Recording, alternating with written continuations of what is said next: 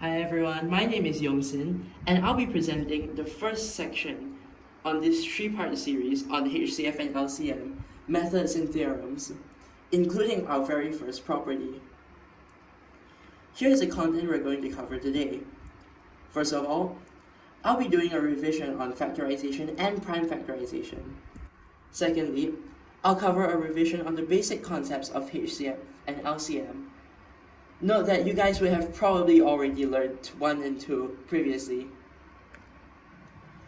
Thirdly, I'll cover this special table method. Wow!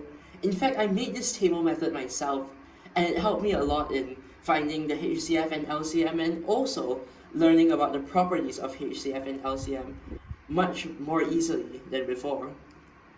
And lastly, we'll be covering our first property, also known as there exists exactly one pair.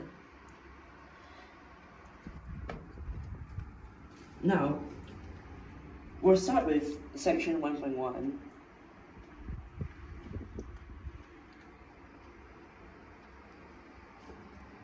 This is just a regular revision on factorization and prime factorization. So, let's talk about normal factorization.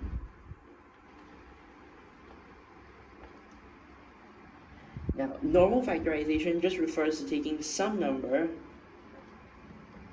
and splitting it up into some factors, because every number has got factors based on the fundamental theorem of arithmetic, which I'll talk more about later.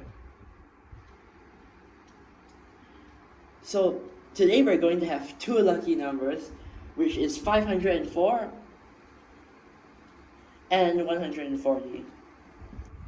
Now let's say we wanted to split these, we wanted to factorize these. Now I could just factorize them randomly, like maybe 504 is just equal to 2 times 252, so I'll just write it like that. And 140 is maybe 7 times 20. But factorization isn't just like a one-way thing. That's prime factorization. But for normal factorization, let's say I just didn't like the number 20 for some reason. I could just do it again. I could just 140 equals to, maybe I like 10, then 14, because 14 times 10 is also 140. And also, as I've shown here, you don't just have two factors, you can have even more factors. Like maybe 504 equals to 2 times 2 times 126, and it can even be repeated. Like we have a 2 here, we have a 2 here, and we can even split this 126 even more into 2 and 63.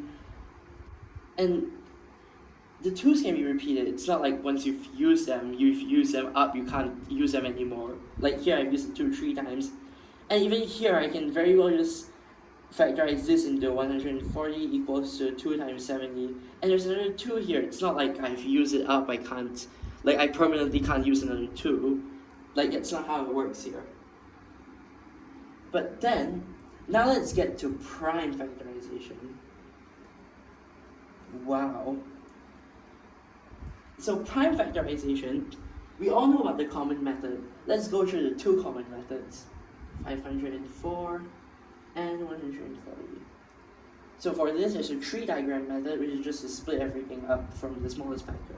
The smallest prime number is 2, so let's go to 504 in this, because it's divisible by 2. So we'll just take out the 2, and we get 252 like we see here. And we see it's still even. So you take out another 2, and we have 126. It's still even. So you take out another 2, and it's 63. Now, it's not even anymore. Oh no, we can't divide by more 2's. So we go on to the next prime number, which is 3. And then we divide it by 3, we get 21. We divide it by 3, we get 7. And 7's also prime, so we're done. Now, you see all these lists of numbers here, they're all prime numbers. Like, they all have to be prime numbers. You just take out one prime number at a time until you finally get the last one, which is also a prime number. So now we write here that 504 equals to 2 times 2 times 2 times 3 times 3 times 7. And here 140, I'm going to use the regular division method, which is just similar to this, except you write it in a much more professional way. Like, because this is even as well, we take out a 2, we just get 70. We take out a 2, we get 35. And now it's odd, we can't take out any 2's anymore, so we go to the next one, it's 3. But it's not a multiple of 3 either. So we just skip to the next one, like we don't need to do anything with the 3 here. So we just skip to the next one, it's 5. And we get 7. So now we know that 140 equals to 2 times 2 times 5 times 7. Now notice that all these once again are prime numbers, because you can only take out prime numbers, like one prime number at a time. You can't take out, like, for example, you can't take out a 4 straight away, even though you know that it's divisible by 4. Now, let's say I didn't want to write this over and over. Like, let's say I was dealing with some really big number, like, I don't know, 104857 that's a really big number. And let's say I've actually done all this work, and then I'm gonna write it as 2 times 2 times 2 times 2, and that's gonna get boring after a while. And anyone reading my work is just gonna look like, just gonna see a whole lot of 2's and not know how many 2's there are. So instead, let's make it a little shorter, and actually a lot shorter, and just group all these 2's, because there's really no other factors, it's just 2's.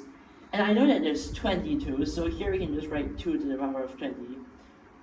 That's just the index form, and I'm quite sure you guys already seen index notation quite a few times. Like here we can just write 2 to the 3, like just group these 3 2's up, then there's 2 3, so 3 2, then 7. And here we just do 2 to the 2, then there's 1 5, and there's 1 7.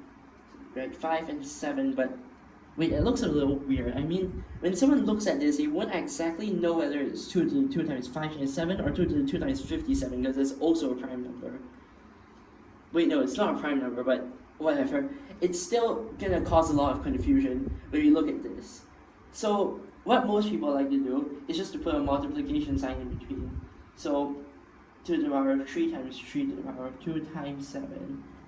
And here we just do 2 to the 2 times 5 times 7. There, no more confusion.